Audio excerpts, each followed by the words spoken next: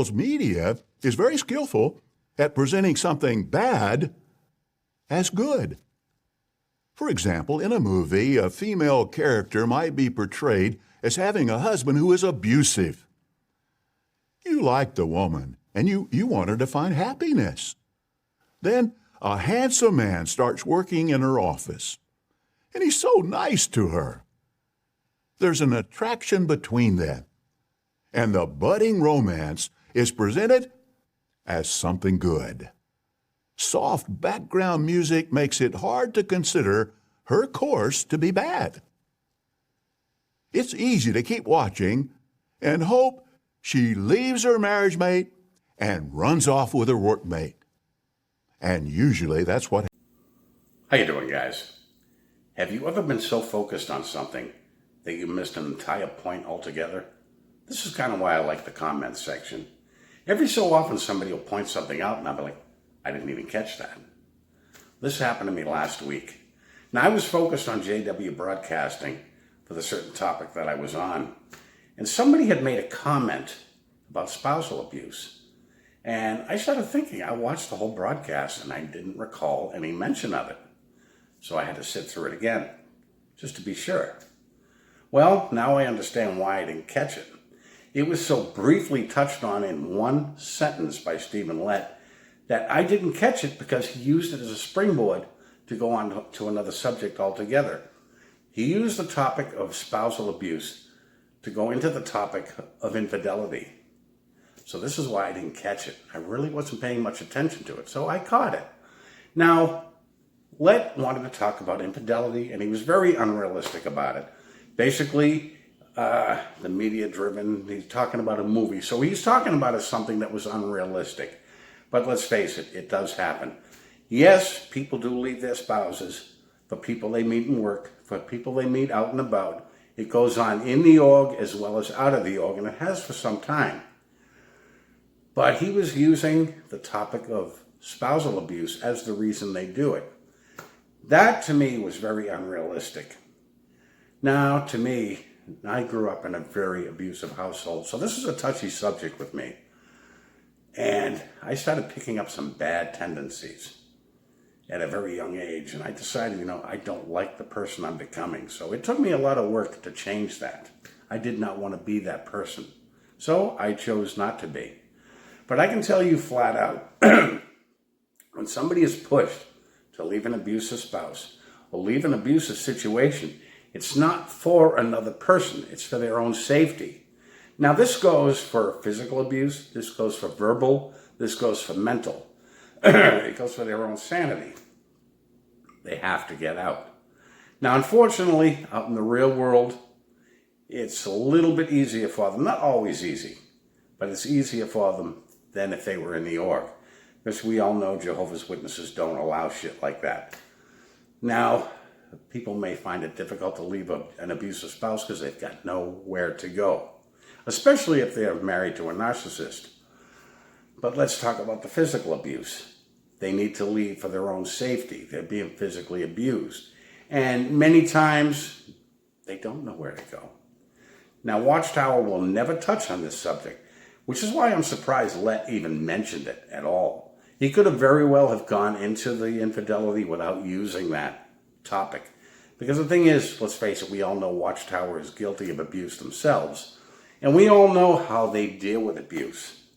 Let's face it, there is abuse inside the org. I had a Bible instructor, which I'll get on in a little bit, who was a very abusive person. And on several occasions, his wife had gone to the elders. As a matter of fact, this has gone on several times with many people in the organization. But we all know one thing. The JW elders are not marriage counselors. They get their instruction out of a little book and maybe their own life's experience, which for the most part, most of them do not have.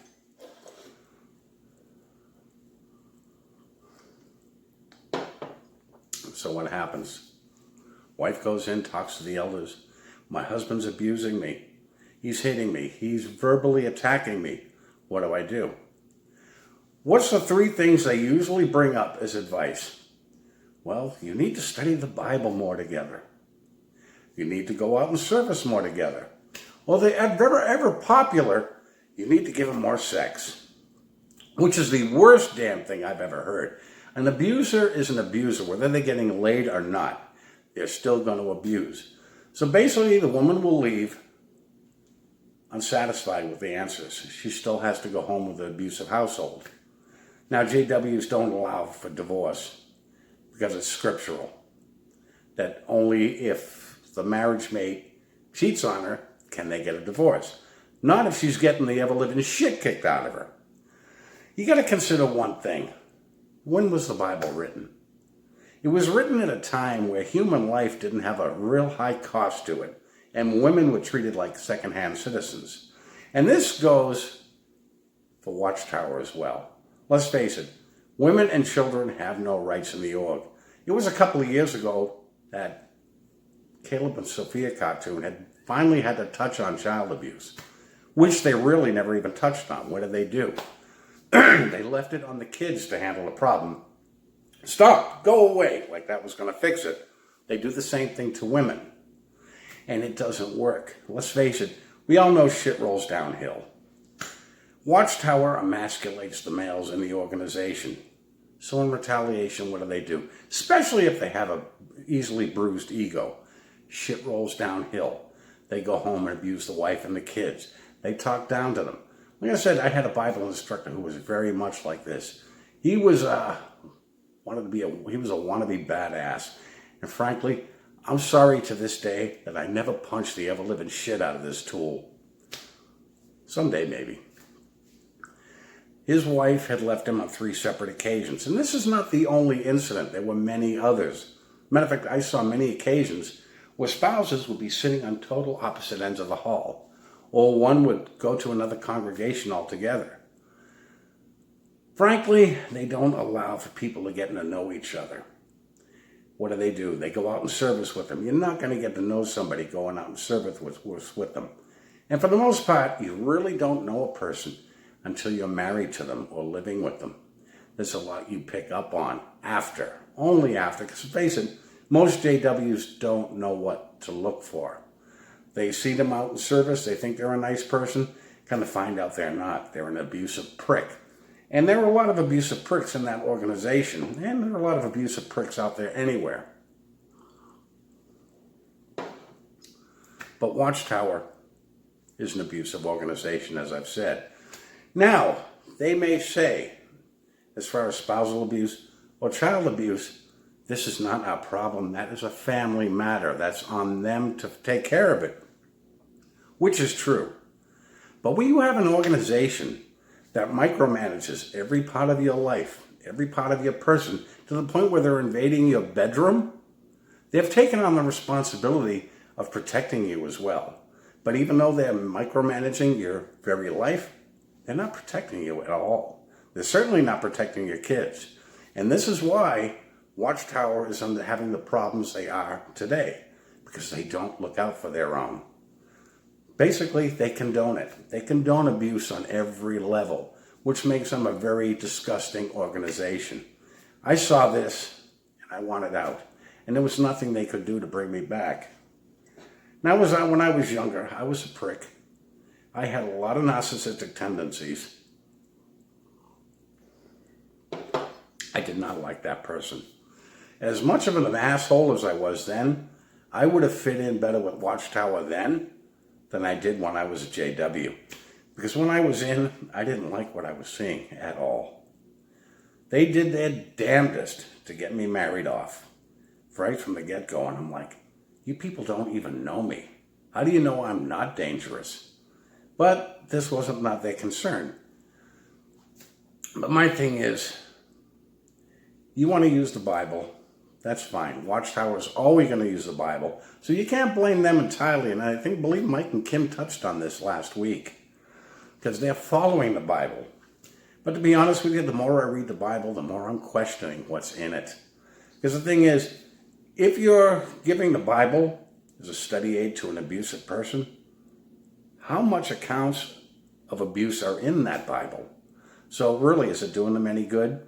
And exactly what is studying the Bible or going out in service, how is that going to fix anything? The elders know nothing. They are not marriage counselors. They are not psychologists. They are not police. They are not attorneys. So if you are in a dangerous situation and feel the need to get away, do not listen to your elders. They know nothing. If you're in that kind of danger, get out, if at all possible. I've eased up a lot in my older age, and I see a lot more than I did. And to whoever left that comment in my comment section, I'm going to take a look again after I finish this one. Thank you very much for pointing that out. I'm glad I did, because that's a subject that jw.org, Watchtower, will never touch on, because they want to stay so far away from the topic of abuse because they are guilty of it. They always have been. Guys, that's about all I have today. I will talk to you soon. You all have a good day.